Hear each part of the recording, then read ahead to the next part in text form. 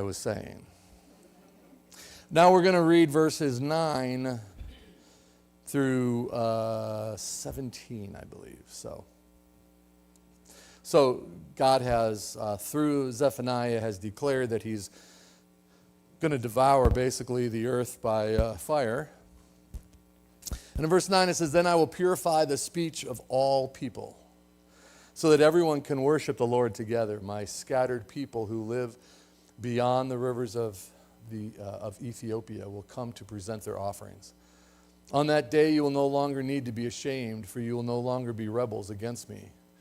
I will remove all proud and arrogant people from among you. There will be no more haughtiness on the holy mountain. Those who have left will be lowly and humble, for it is they who trust in the name of the Lord. The remnant of Israel will do no wrong. They will never tell lies or deceive one another. They will eat and sleep in safety, and no one will make them afraid. So sing, O daughters of Zion. Shout aloud, O Israel. Be glad and rejoice with all your heart, O daughter of Jerusalem. For the Lord will remove his hand of judgment and will disperse the armies of your enemy, and the Lord himself, the King of Israel, will live among you. At last your troubles will be over, and you will never again fear disaster.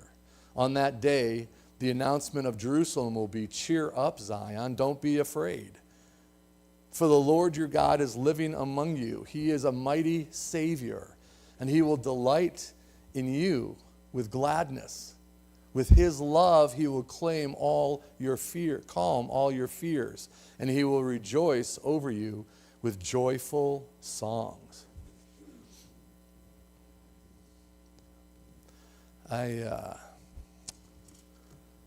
I can relate. Today's, we light the pink candle. Now, anyone know why it's pink? Okay. That's a good guess. Actually, purple's like my favorite. That's why there's 3 that are purple. Any clue? Well, it's interesting in like the Catholic tradition, Roman Catholic tradition, and other Catholics. The purple represents penance, and since joy is not penance, that's what it represents. I found that in some denominations they focus more on the penance than the joy, right? So another reason why it's pink is because joy is the one thing that we cannot get on our own. You see, the first one we lit was the candle of, was it hope, right? And hope, the idea with hope is, we're not talking about, I hope so. But it's kind of like if you have, let me ask you this. How many people have in their family or close friends people who struggle with addiction disorders of any kind? Of any kind, whether it's alcohol or anything else. So we know that when someone close to us is finally willing to go to rehab, all of a sudden we have hope. Oh, see, I'm filled with hope that this is going to fix them. Now the thing is with that hope is it doesn't last. I was talking to a young man who was used to come to church here. He moved away. But he had gone to rehab probably 10 plus times before everything started clicking for him. And the thing that clicked was God in his life.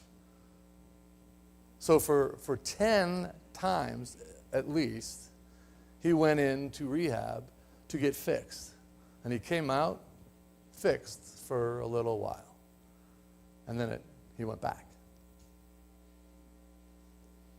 He said he woke up twice with somebody giving him CPR.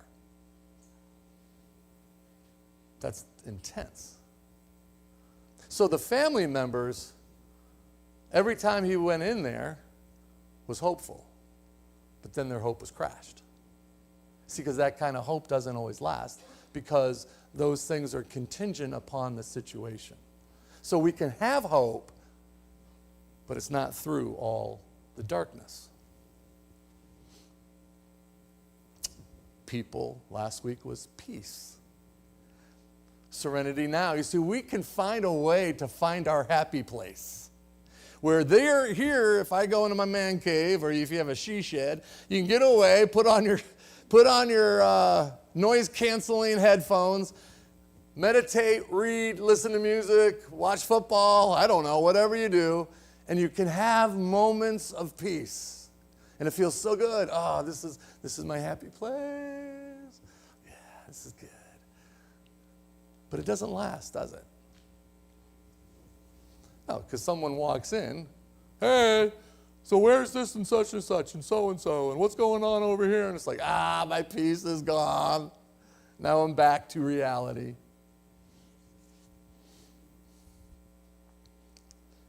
I was in a super good mood this morning, and I wake up in a good mood, and then I got a text from somebody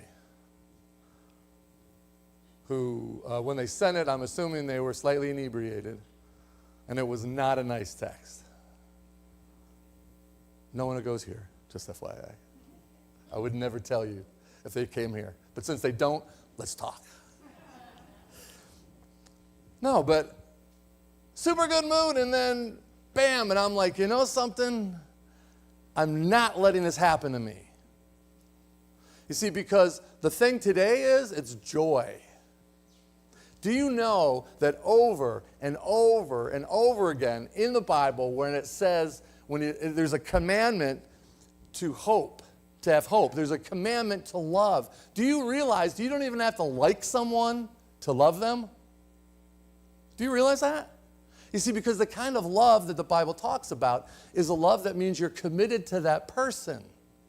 The kind of love that connects people, like let's say in marriage, it's not the kind of love that just feels romantic all the time. Because if you've been married for any stretch of time, you know that romance fluctuates greatly.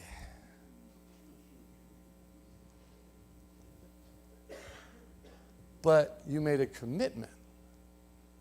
And you're like, I'm going to do everything in my power to be the type of husband I need to be. And my prayer is that my spouse is going to say, I'm going to be the type of person, the type of wife that he needs to be. And this is what we try to do, right? In that relationship, we are called to love. But joy is the only one that is always prefaced with in the Lord. Rejoice in the Lord always. Again, I say rejoice. It talks about, the Bible always says that in Him we have joy. It's the one thing we cannot manufacture. It's the one thing that can only come from God. It's completely different. It's pink because it's the one thing that we cannot attain unless we are walking in the Spirit, is what the Bible uses that word, Spirit. Now that's good news and it's bad news. It's good news in that we have a relationship with God. It's bad news because that relationship with God is uber difficult. Listen, it's hard enough to have a relationship, a good relationship, with someone who's flesh and blood, right? But when you have a relationship with someone who's invisible, smellless, tasteless, touchless, who you can't see. And you're like, how do I have a relationship with this? How can I be joyful in the midst of all the garbage that is going on around me? God says, rejoice in me. What in the world does that mean? Rejoice in the Lord. Rejoice, have joy. I was thinking about, I mentioned this last week about being a kid. and being excited about like Christmas, seeing the gifts. Like you walk in, you see all these gifts, and it's like, ooh, it's like, no, those aren't for you. Those are for some children. It's like, what are we doing with gifts here that don't go to me, right, or us? It's like, well, because it's not actually all about that, right? It's not all about just getting things. It's about giving things. It's about caring. It's about love. All those things that we talk about Christmas, none of which I thought about as a child. I thought about one thing. Me. Being excited. As a matter of fact, if my sisters and my brother would open a gift that I liked, I was just a wee bit jealous. It's like, what? Wow, that's awfully nice. Did I get that? I don't think I got something that nice. It's like, what's wrong with you? Because we're human, right? And as kids, that Christmas is exciting, but it's really all about us, usually. For most kids, at least it was for me. Maybe I'm different. Maybe I'm the only selfish one in the group. But that was exciting. And I remember how excited I would be for Christmas morning. And just that, can't wait. My grandson, Mikey, he just like starts to shake. It's like, now I haven't felt that in a very long time. And then it fades. Because Mikey will go through the experience and open the gift and play with it for a little while. And then it's like, okay, what's next? Right? We're all like that. We finally find something that seems to bring us happiness, but it only lasts like yay long. We get that package from Amazon. I love when I look out the little side window of the door. There's a package sitting there. I'm always disappointed when it's to someone else in the house. It's like, oh, that's right, I didn't order anything. Can't wait till I do.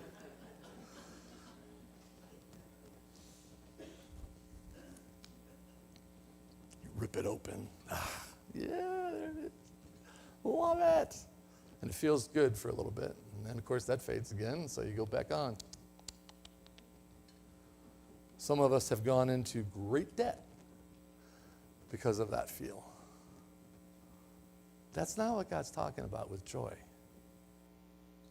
God's talking about a feeling, not just a feeling. Philo, are you guys familiar with Philo? He was a Jewish historian.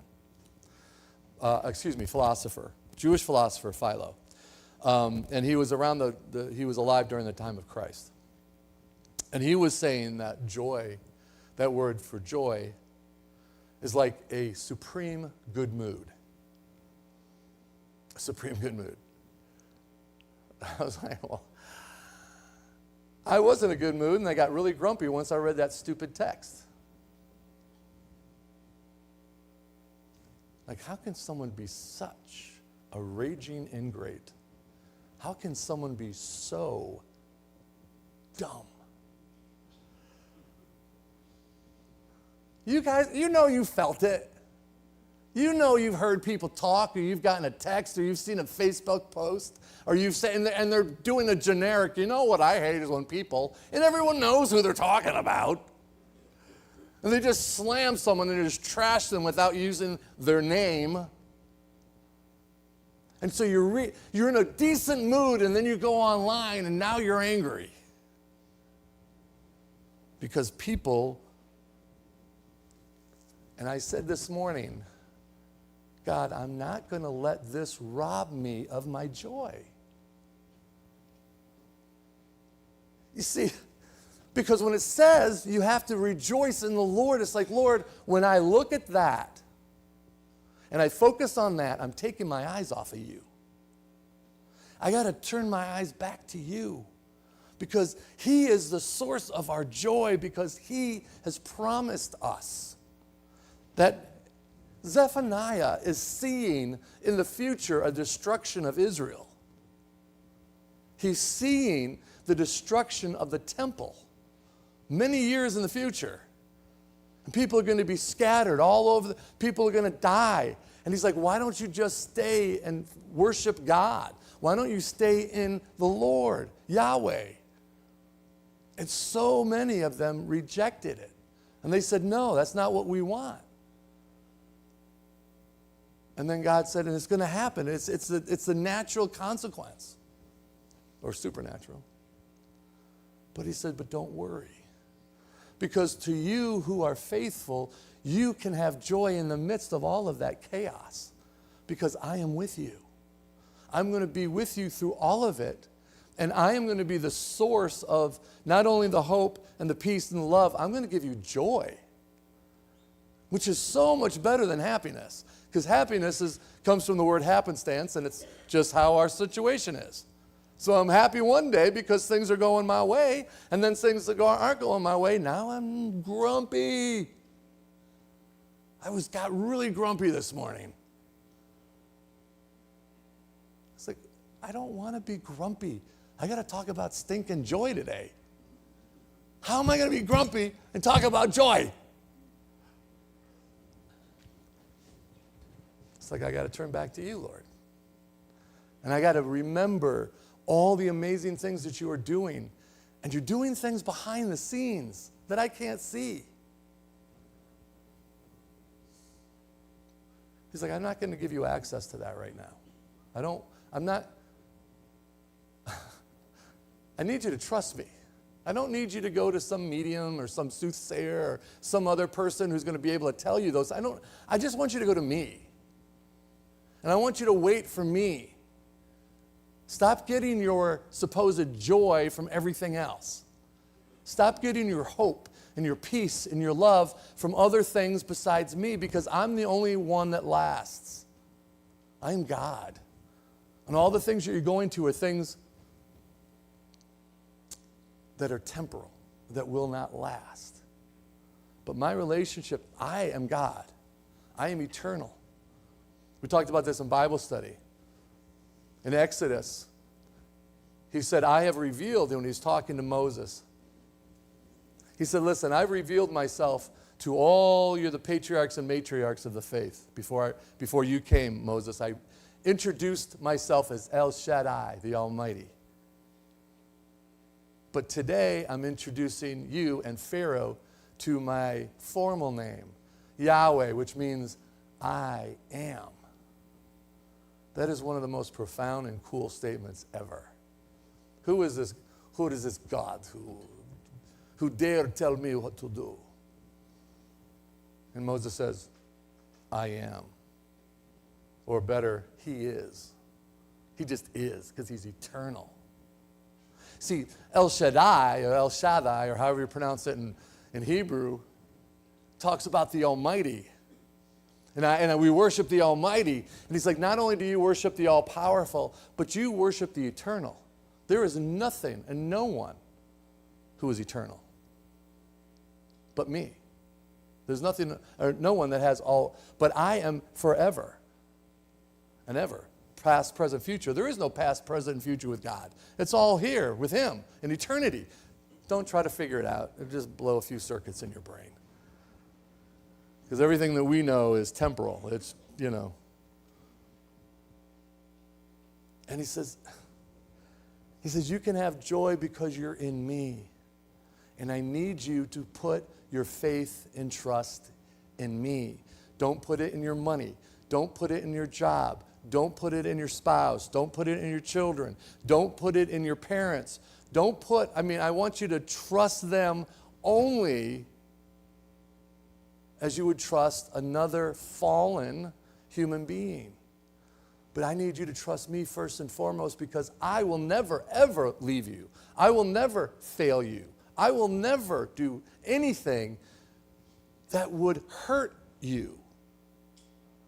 Even as children of God, He doesn't get angry and start smacking us around. He disciplines us. He's doing things and allowing things in our life to show us, to move us in a direction that's more healthy, that brings us to Him.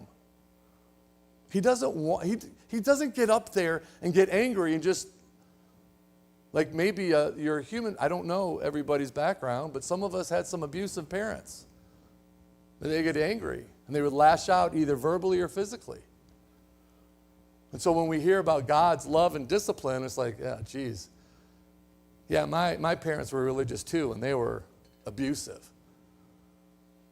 Or or whatever. We have so many of us, if not all of us, have things in our backgrounds that we can look to.